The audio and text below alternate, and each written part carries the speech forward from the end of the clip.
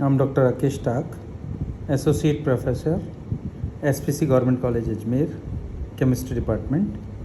Today we will deal with the color tests of proteins.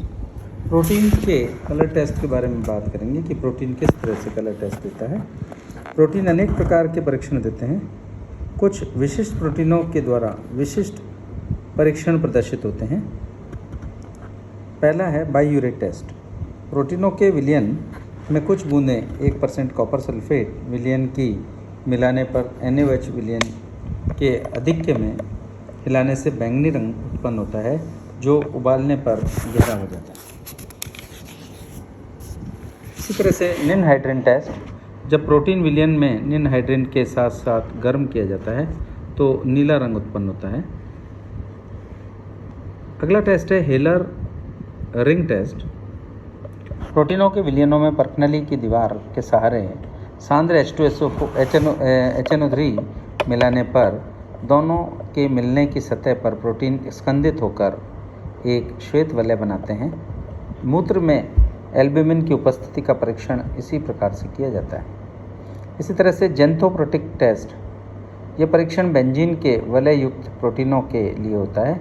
जब protein विलयन को सांद्र HNO3 विलयन में अभिकृत किया जाता है तो पीला रंग प्राप्त होता है, जो अमोनिया मिलने पर नारंगी रंग में परिवर्तित हो जाता है। इसी तरह से मिलोन्स टेस्ट जो है प्रोटीन मिलन अभिक्रमक, जिसको कि हम नाइट्रिक एसिड में पारे का विलयन होता है, के साथ श्वेत अवशेष देते हैं। एडम क्विज परीक्षण, हॉपकिंस कोल परीक्षण, कुछ बूंदें ग्लाइको ऑक्सैलिक अम्ल तथा H2SO4 डालने पर नीलिमा युक्त बैंगनी छल्ला बनता है। इसी तरह से आयोडीन टेस्ट, प्रोटीन की अल्कोहल या KI विलयन के साथ आयोडीन के विलयन के साथ साथ अभिक्रिया कर पीला रंग प्राप्त होता है। ये तो हुई सारी बातें हमारे प्रोटीन्स के बारे में। अब हम आज स्टडी करेंगे एक नया टॉपिक, न्यूक्लिक एसिड व उनके व्युत्पन्न। Nucleic acid and their derivatives. वंशागत लक्षणों यानी हेरिडिटिक जो ट्रेट्स हैं में जीन गुणसूत्रों पर स्थित होते हैं। गुणसूत्रों में संगठन कॉन्स्टिट्यूशन में यद्यपि अन्य रासायनिक अवयव भी पाए जाते हैं, परंतु मुख्य रासायनिक अवयव के रूप में न्यूक्लियोप्रोटीन, न्यूक्लिक एसिड प्रोस्थेटिक रूप में तथा प्रोटीन से मिलकर बनते हैं। प्रयोगों से ये सिद्ध भी किया जा सका है कि कोशिकाओं में पाए जाने वाला क्रोमोसोम में आनुवांशिक कोड जो होता है धारण करने वाले जीन न्यूक्लिक अम्लों के ही बने होते हैं। न्यूक्लिक अम्लों की संरचना किस तरह से होती है? Nucleic acid, structure of nucleic acid. Nucleic acid का अणु एक लंबी पॉलीमर तथा पॉलीन्यूक्लियोटाइड श्रृंखला के रूप में पाया जाता है। यह लंबी श्रृंखला न्यूक्लियोटाइड के एकलकों की बनी होती है। प्रत्येक न्यूक्लियोटाइड में एक न्यूक्लियोसाइड तथा एक फास्फेट समूह होता है। प्रत्येक न्यूक्लियोसाइड में एक शुगर होती है तथा एक बेस होता है। RNA में पाई जाने वाली शर्करा राइबोस और DNA में पाई जाने वाली शर्करा डीऑक्सीराइबोस संरचनाएं इस चित्र में दिखाए अनुसार हो सकती है। देखिए यहाँ पर ये चित्र दिखाया है राइबोस और डीऑक्सीराइबोस का। डीऑक्सीराइबोस दूसरे कार्बन परमाणुओं पर राइबोस शुगर से भिन्न होते हैं। इसमें एक ऑक्सीजन परमाणु का अभाव होता है, अतः इसे डीऑक्सीराइबोस। शर्करा अणु दोनों में फ्यूरेनोस के रूप में पाए जाते हैं। न्यूक्लियोटाइड की श्रृंखला को हम इस प्रकार से प्रदर्शित कर सकते हैं। देखिए इस तरह से इसको हम प्रदर्शित कर सकते हैं, जहाँ पर शुगर से एक क्षारक जुड़ा रहता है, ऑक्सीजन रहती है और इसी तरह से PO4 जुड़ा रहता है और नेक्स्ट शर्करा, क्षारक और ये इस तरह से सोवन जुड़ते जाते हैं। क्षारक बेसिस। न्यूक्लिक अम्लों में दो प्रकार के क्षारक पिरिमिडीन और प्यूरिन्स होते हैं। पिरिमिडीन क्षारक जो होता है वह वलय में की संरचना जो है वो इस तरह से होती है कि एक 6 मेंबर्ड रिंग होती है, जिसमें रिंग में 2 जगह नाइट्रोजन होती है और न्यूक्लिक अम्लों में पाए जाने वाले पिरिमिडीन क्षारक थायमीन और साइटोसिन तथा यूरेसिल होते हैं।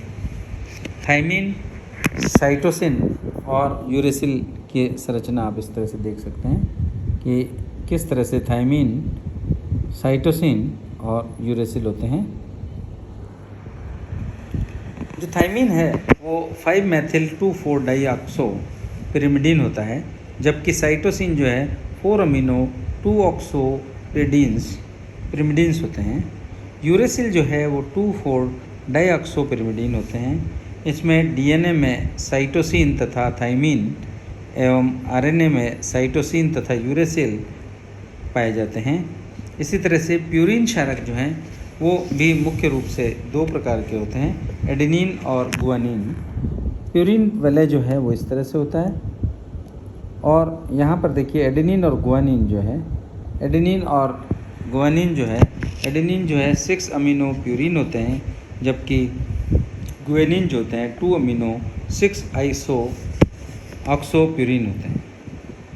न्यूक्लियोसाइड जो हैं, जैसा कि पहले बताया जा चुका है, एक क्षारक तथा एक शर्करा अणु में संयोजित रूप से न्यूक्लियोसाइड कहते हैं। आरएनए में 4 विभिन्न प्रकार के न्यूक्लियोसाइड होते हैं, डीऑक्सी साइटिडीन और डीऑक्सी थायमिडीन और तीसरा डीऑक्सी एडिनोसिन तथा डीऑक्सी गवेनोसिन। आरएनए में डीऑक्सीराइबोस शर्करा के स्थान पर राइबोस शर्करा तथा थायमीन क्षारक के स्थान पर यूरेसिल क्षारक होता है। एक न्यूक्लियोसाइड में कार्बन शर्करा का कार्बन 1 C1 पिरिमिडीन के पहले स्थान पर वाले नाइट्रोजन N1 के साथ प्यूरिन के 9वें स्थान वाले नाइट्रोजन N9 के साथ जुड़ा होता है। अर्थात क्षार शर्करा कई इकाइयों के न्यूक्लियोसाइड बनाती है। उदाहरण के रूप में एडिनोसिन राइबोस प्लस एडेनिन और एक न्यूक्लियोसाइड जिसकी संरचना एडिनोसिन इस तरह से हो सकती है। देखिए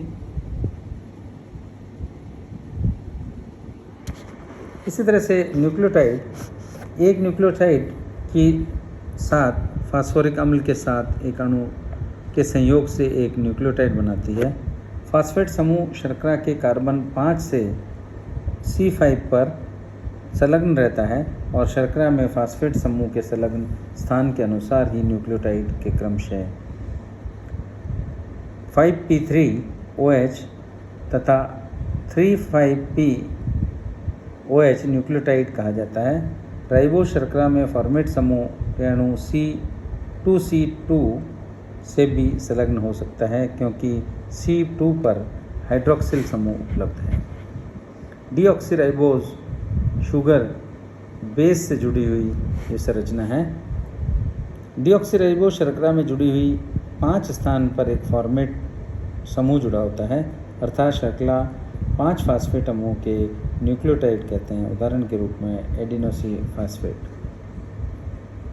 जीवों की न्यूक्लियोटाइडों से प्राप्त शर्करा के 5वें तथा तीसरे स्थान पर फास्फेट समूह से जुड़ा रहता है।